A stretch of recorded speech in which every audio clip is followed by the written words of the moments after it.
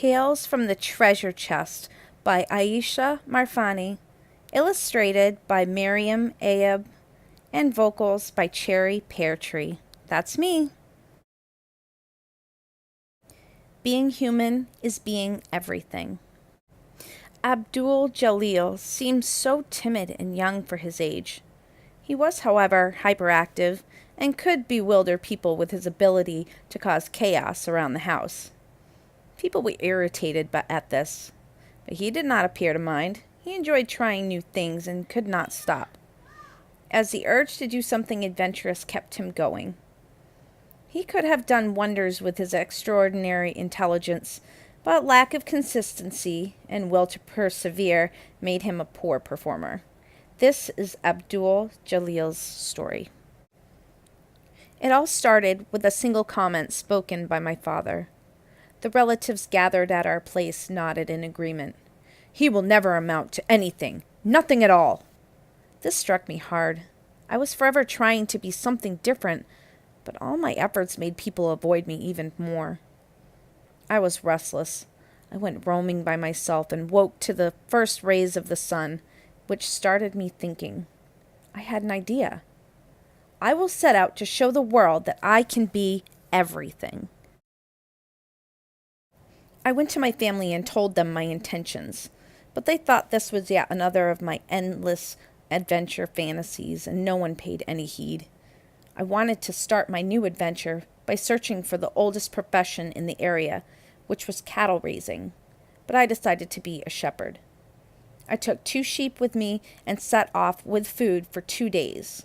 As I did not know what it was to be a shepherd, I lost a sheep on the first day. This was devastating and made me want to run home, but I remembered what my relatives said about me. I continued my journey with only 1 sheep, with one thought in my mind. How could I increase my 1 sheep and change it into a flock? It was a big question. When I met other shepherds, I asked for their help.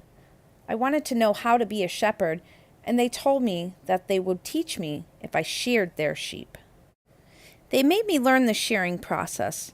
However, I quickly saw that they were ignorant and could not teach me anything else. I wanted to shout and wail and go home. My father's words did not seem to matter anymore, but I could not go home because I was lost. I observed the shepherds at work and learned how to look after the sheep and take care of the flock. After I knew how to be a shepherd, I set off with my single sheep. I felt freedom, without fear of losing anything, as I was homeless, penniless, having only 1 sheep. As I walked, I offered people to let me shear their sheep, asking a rate that no other could match. I quickly accumulated money and spent little on daily needs. I learned patience with animals, which also taught me how to be alert. One day, I decided to leave being a shepherd and searched for something else. I sold my sheep and took a berth aboard a ship that was ready to sail to a faraway land. Unfortunately, the ship was looted by pirates. All my hard-earned money was gone. For the first time, I felt the pain of losing something and cried all day and night, thinking what my loss might have caused my parents. I had nothing, so I decided to serve as crew on the ship. Being the waiter was a tough job. Dealing with animals was a lot easier than dealing with humans. I took their orders and listened to complaints. I had no plans for the future, but I worked with zest and zeal. Seeing my dedication, I was made the ship's cashier. I handled a lot of cash, and my calculations were perfect. Sometimes that much money tempted me, and I wanted to steal it, but an inner voice stopped me. When I accumulated enough money, I decided to leave the ship. I was happy, as I was going to a new place with new things to see and do. One night, a great storm came, and the ship was wrecked. I remember gasping for breath, and then my head hit something hard, and I lost consciousness. When I awoke, I was alone on a desert island. I was used to being alone, All I needed was food for my survival. There were no vegetables or berries to be found, which meant that I had to hunt the birds hovering in the sky. I threw stones at them and missed. I was about to lose my patience when I finally got a bird. I needed a fire, but I couldn't make one, so I left the bird in the sun and then ate it. It was tough work, but as the day passed, I became an expert bird hunter. But I needed fire to survive, which forced me to cut wood. I also learned the angles that would cut the wood easily. To make an axe, I got a sharp stone and bound it to a stick. It was not very good, but it served my purpose. I had to hit a piece of wood 3 times to make a cut, dreaming of a shining metal axe. I decided to make a boat as I wanted to leave the island. In my whole life, moving forward seemed to me the most important thing. I cut logs and joined them to make a rough boat. I had seen many people sail during my life aboard the ship, and I took yet another risk. I rowed and sailed. Fortunately, the sea was smooth, and I reached land that had people on it. I again got a hollow feeling in my stomach because I was without money. The people on the island were fascinated by my log boat. It sparked their interest, as they were unsure of its ability to sail. I allowed people to sail with me in return for money. I amazed them by hunting birds with thrown stones. However, my mission had changed. I needed more money, so I started saving every penny. To keep myself fed, I went out to catch fish. In the beginning, I could only catch what was enough to feed me. Soon, I caught more fish than I could eat, and I started to sell them, and I became a supplier. My wealth was growing, and I made many log boats and gave people the opportunity to sail them, charging them rent. But I again wanted to leave the island. I sold everything, took my money, and entered a city known for its thugs. I never knew about that until I was fooled for the 3rd time. I was asked by a group of wild-looking men to accompany them on a great adventure in the jungle, which suited me fine. They were gracious to me and gave me a gleaming gun. We went hunting and they showed me how to shoot. Soon I came to trust them, but then I was a fool. One morning, when I woke, all my money had gone, and I was alone in the jungle. I hunted to survive and became a proficient hunter. I started using animal skins for clothing. Having sewn them after cleaning and drying them in the sun, I made many clothes out of animal skins, and finally said goodbye to the jungle. When I went to a town I reached, people were amazed to see my handmade clothing, so I traded them all. I had money again. I knew that I couldn't settle in one place because I loved adventure and acquiring new skills. I bought a motorbike, learned to ride, and I started on a fresh journey. Sometime later, my motorbike broke down and I didn't know what to do. I knew that people would cheat me, so I hid my bike and went off to find someone who could teach me how to repair it. I became corrupt, and I manipulated facts and misused people's resources. I became a cheat and a fraud. I became a tormentor, cruel and vicious. In my lust to seize more and more power, I ended up becoming president of the country and trustee of all major industries. After achieving such a high office, I thought I had everything. During one of my speeches to the public, telling the world that I am everything, someone in the audience shouted at me, "You are everything but one thing. You are not human." The comment struck me hard, harder than what my relatives said about me such a long time ago. This was a second turning point in my life. It was cold as I walked, but the cold inside me was even more bitter. Leaving my parents was easier than leaving all my power.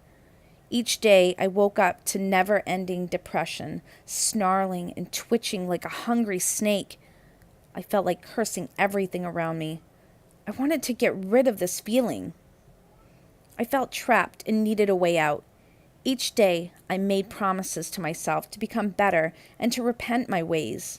But each day, I saw them broken. The lust for power kept blinding me. I thought, what if I left all of the fame and the prestige I had to go and live with my family in peace and seclusion? The thought sapped me. I couldn't imagine life without the glorious walls of my mansion. I couldn't bear the thought of counting money before going shopping.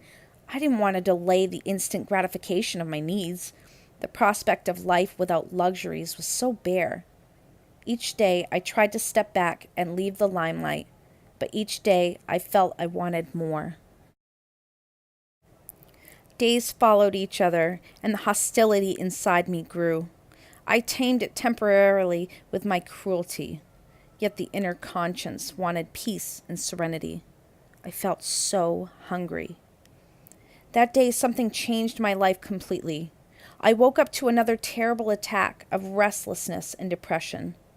I felt my heart in my throat. I decided to leave my room. I felt the lack of oxygen. I went downstairs and walked out past the mansion gate into the hills. It wasn't yet dawn when a sound froze me. It was so familiar. The sound drew me in, and I saw a young sheep. Its eyes glowed hostility, fear, and anxiety. It had become separated from its flock and feared the evil wolf. I eyed it with love.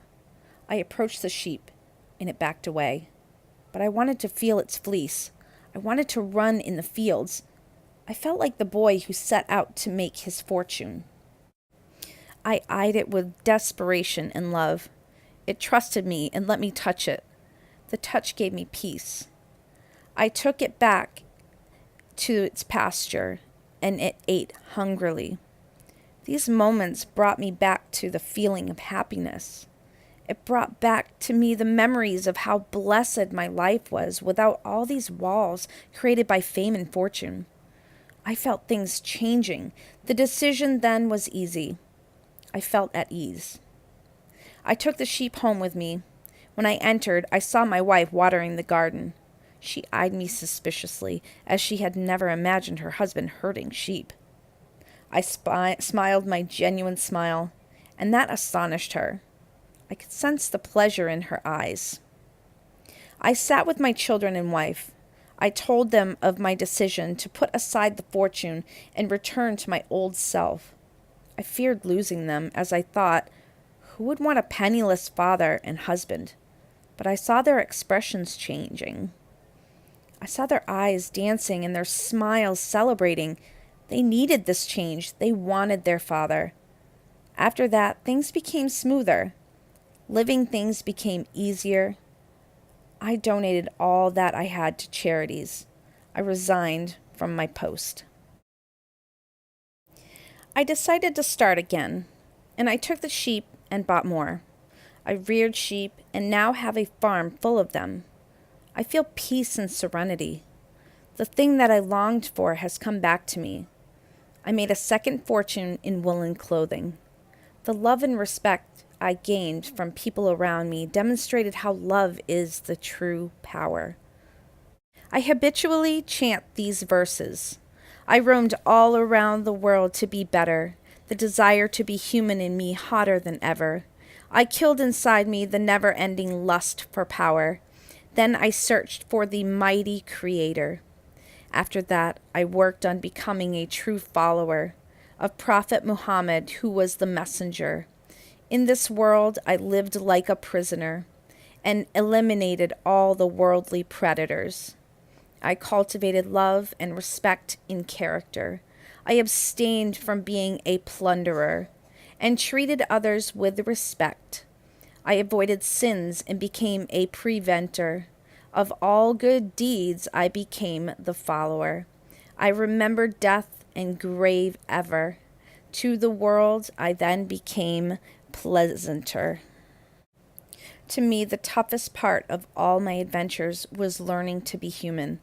I am now a grandfather, having lived 85 years. But I finally know that in the adventure of life, being everything is not a challenge. being human is.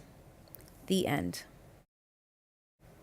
Thank you so much for joining me today. I hope that you loved this reading and that you want to come back for more stories with me, Cherry.